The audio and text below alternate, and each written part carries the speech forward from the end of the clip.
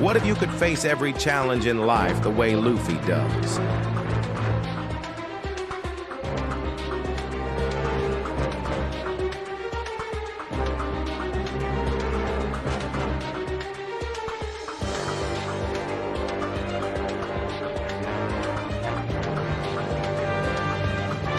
Laugh in the face of fear.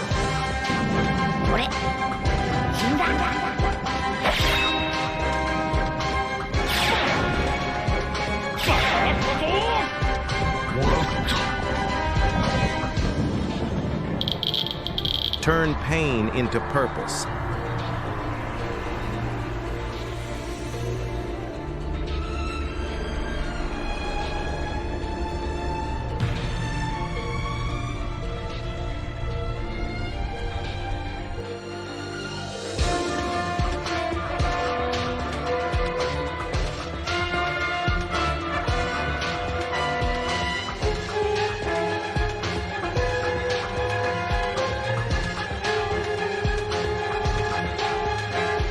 And lead, not by command, but by presence.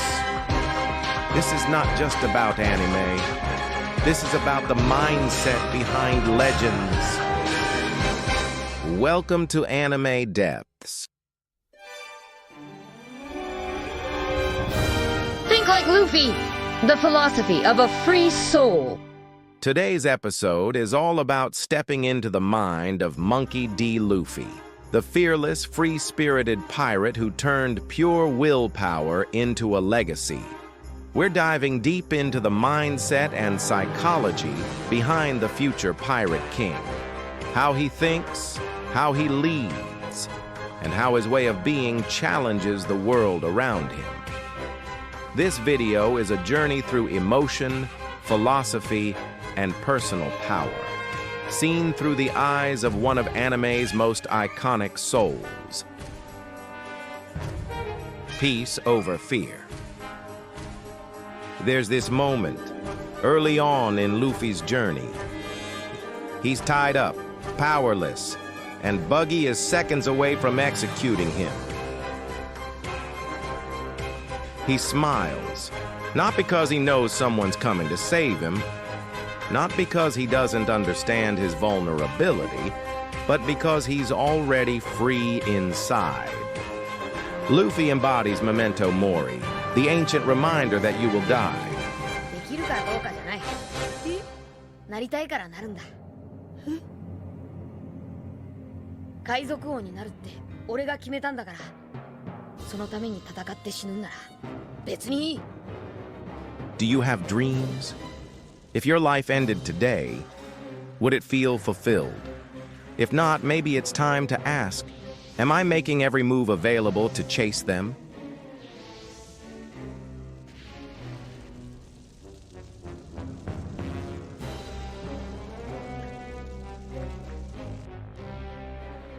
Pain into power. Luffy doesn't glorify pain, but he doesn't fear it either. He accepts it, learns from it, lets it shape him. After Ace's death, Luffy breaks. 嘘だ。約束したじゃねえかよ。お前、絶対死なねえって言ったじゃねえかよ。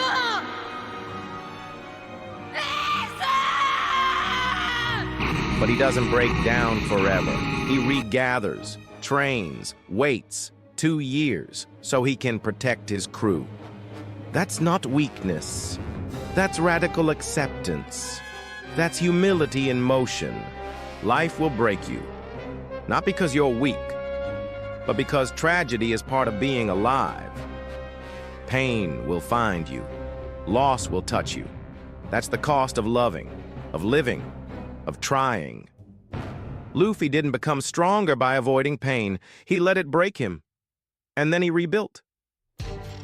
That's what turns pain into power. Not denial, not numbness, but the courage to feel, and the decision to rise anyway. Trauma doesn't define you. how you respond to it does. After Ace's death, Luffy shatters. For the first time in his life, he feels truly lost, useless, broken, alone. He questions everything, even whether he deserves to keep going. And then, Jinbei reminds him, don't just dwell on what you've lost. Think about what you still have. His crew, his dream, his heart. That's the moment Luffy stops collapsing and starts rising. Luffy teaches us how to turn pain into power. It's not complicated, it's just hard. Feel it, face it, focus it. That's the formula. Feel what hurts, face the truth of it, then focus your energy into what you believe in. That's what Luffy did, and it's something you can do too.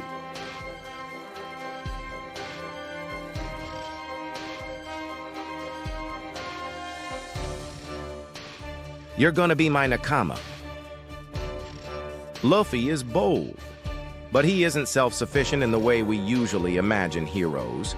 He knows he needs support, and he asks for it without shame. When he says, "You're gonna be my nakama," it's not a demand. It's a promise, a childlike honesty that says, "I believe in you. Let's walk this path together." Today, most people try to gain trust without risking vulnerability. They want connection, without exposure. And to them, Luffy's approach looks stupid. 私には行くあても帰る場所もない。だからこの船に置いて。なんだそっか。そりゃしょうがねえな。いいぞ。ルフィ！心配すんなって。こいつは悪いやつじゃねえから。But that's the difference. Luffy doesn't guard his heart with suspicion. He trusts first. And when he's betrayed, he doesn't beat himself up for believing.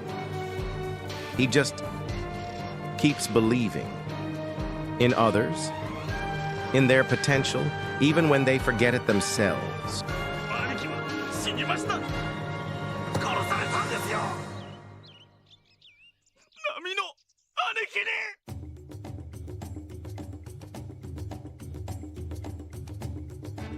Nami, Usopp, Sanji, Robin, each one walked away. Each one doubted their place. And Luffy, he didn't beg. He didn't rescue. He stood firm and gave them the chance to return on their own. He reminded them, you can choose who you want to be. He didn't try to save them. He gave them dignity by letting them save themselves. He was there, present, ready. But he only gave support when they asked for it, when they gave him permission.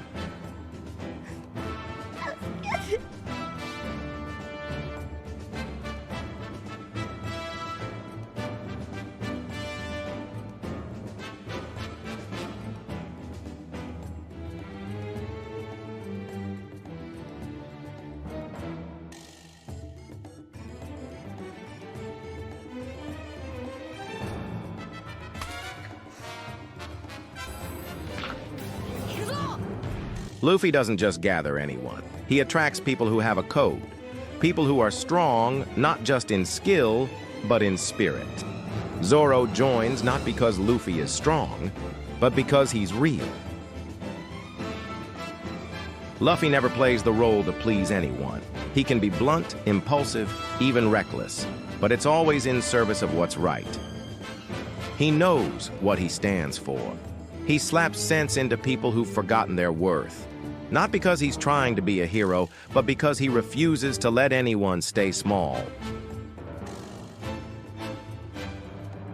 Luffy doesn't chase admiration. He earns loyalty, not with charisma, but with truth. Luffy builds people around him by challenging them to rise. He's supportive, but he doesn't coddle. He believes in you so much he'll fight you if that's what it takes to make you believe in yourself. He keeps his crew accountable, not to control them, but to honor the strength he sees in them. In a world where people betray themselves just to belong, where we shrink, conform, and sell our values for approval, Luffy calls people back to themselves, not to feel superior, but to inspire them to be whole. We all hope for a friend like Luffy, but maybe you can be that friend. Challenge your own limiting beliefs.